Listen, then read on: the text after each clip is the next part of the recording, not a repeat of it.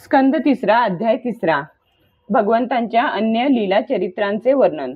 उद्धव म्हणतो, त्यानंतर आपल्या माता पित्यांना सुखी करण्यासाठी श्रीकृष्ण बलदेवासह मथुरेत आले आणि त्यांनी समस्त शत्रूंचे स्वामी असलेल्या कंसाला उच्च सिंहासनावरून खाली ओढून त्याचे प्राण घेतले आणि ते प्रेत जोराने जमिनीवरून फरफटत नेले.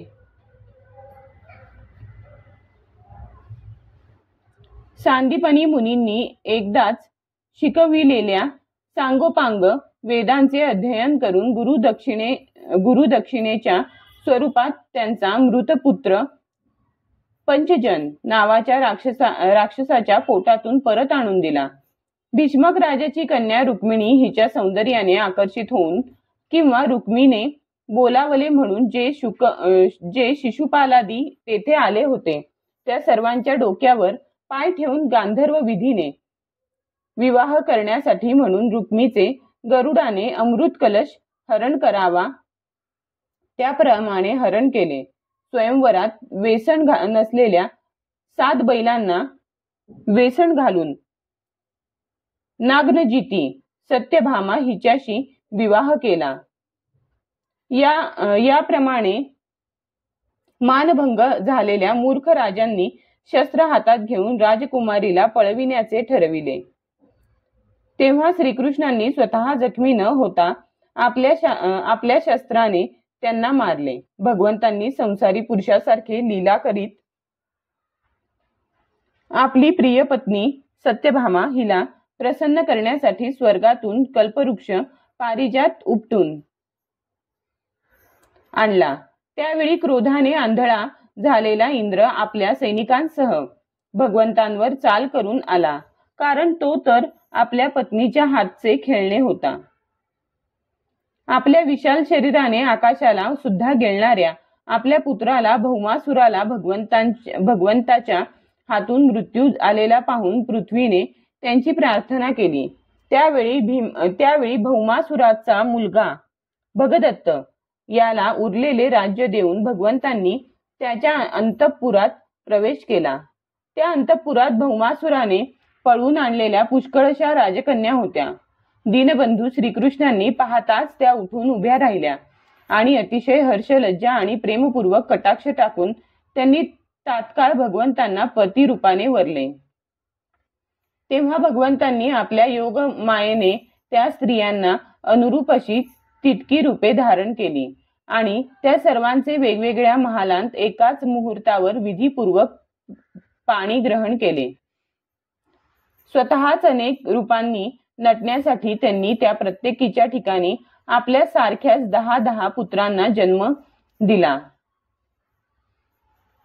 जेव्हा कालयवन, जरासंध आणि शाल्व आदी राजांनी आपल्या सेनांच्या द्वारे मथुरा आणि द्वारकापुरीला घेरले, तेव्हा भगवंतांनी आपल्याच लोकांना आपली अलौकिक शक्ती देऊन त्या सेनेला आपणच मारविले होते.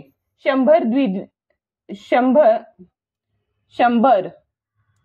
द्विविध, बाणासूर, मूर, बलवल, दंतवक्त्र इत्यादी अनेक योद्ध्यांपैकी काहींना त्यांनी स्वतः तर काहींना दुसऱ्यांच्या करवी मारविले. यानंतर त्यांनी आपले भाऊ धृतराष्ट्र आणि पांडूच्या पुत्रांचा कैवार घेऊन आलेल्या राज्यांचाही संहार केला. त्या राजांची सेना जेव्हा कुरुक्षेत्रात पोहोचली तेव्हा पृथ्वी डगमळू लागली होती. कर्ण, दुःशासन आणि शकुनी यांच्या दुष्ट सल्ल्याने ज्यांचे आयुष्य आणि संपत्ती दोन्हीही नष्ट झाले होते, तसेच भीमसेनाच्या गदेने ज्याची मांडी तुटली होती, त्या दुर्योधनाला आपल्या सहकार्यांसह जमिनीवर पाडलेला पाहूनही त्यांना प्रसन्नता वाटली नाही. ते असा विचार करू लागले की जरी द्रोण, भीष्म, अर्जुन आणि भीमसेन यांच्याद्वारा या विपुल अशा 18 अक्षौहिणी सैन्याचा संहार झाला तरी पृथ्वीचा कितीसा भार हलका होईल. अजूनही माझे अंशरूप असलेल्या यादवांचे सुसह दळ तर तसेच आहे. जेव्हा हे यादव मद्यपान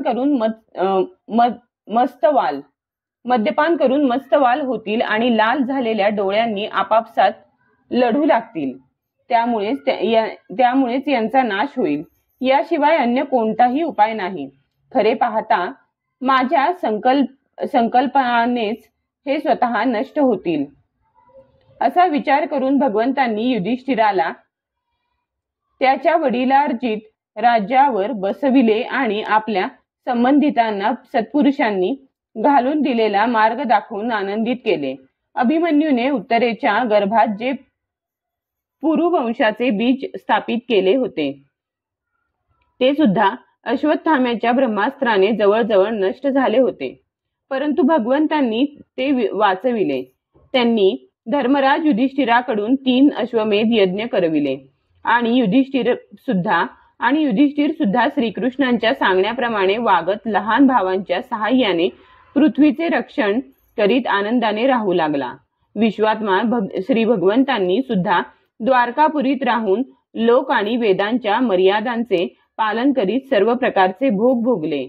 परंतु सांख्य योगानुसार भोगात ते कधी आसक्त झाले नाहीत.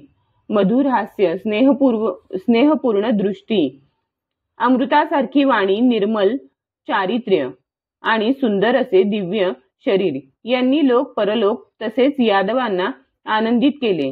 रात्रीच्या वेळी पत्नींसह क्षणभर प्रेममय होऊन त्यांनाही सुख दिले. अशा प्रकारे अनेक वर्षे सुखोपभोगात गेल्यानंतर त्यांना गृहस्थाश्रमासंबंधी उपभोग सामग्रीबद्दल वैराग्य निर्माण झाले. विषयोपभोग आणि जीव सुद्धा दैवाधीन आहेत. जर योगेश्वर श्रीकृष्णांना सुद्धा त्याबाबत वैराग्य निर्माण झाले तर भक्तियोगाने त्यांना अनुसरणारा भक्त विषयांवर विश्वास कसा ठेवील. एकदा द्वारकेत खेळत असताना यदुवंशी आणि भोजवंशी मुलांनी काही मुनीश्वरांना चिडविले. भगवंतांना यदुकुलाचा नाशच अभिप्रेत आहे असे समजून त्या ऋषींनी त्या मुलांना शाप दिला. काही महिने उलटल्यानंतर देवमायेने मोहित झालेले वृष्णी, भोज आणि अंधक वंशातील यादव मोठ्या आनंदाने रथात बसून प्रभास क्षेत्री गेले. त्यांनी तेथे स्नान करून त्या तीर्थातील पाण्याने पितर, देवता आणि ऋषींचे तर्पण केले आणि ब्राह्मणांना उत्तमोत्तम गायी दान दिल्या. त्यांनी सोने, चांदी, बिछाने, वस्त्रे, मृगचर्म, कांबळी, वाहने, रथ, हत्ती, कन्या, उपजीविका होऊ शकेल अशी शेतजमीन आणि अनेक प्रकारचे रुचकर अन्न भगवंतांना अर्पण करून ब्राह्मणांना दिले. त्यानंतर गायी आणि ब्राह्मणांसाठी जीवित वेचणाऱ्या त्या वीरांनी जमिनीवर डोके टेकून त्यांना नमस्कार केला. अध्याय 3 समाप्त.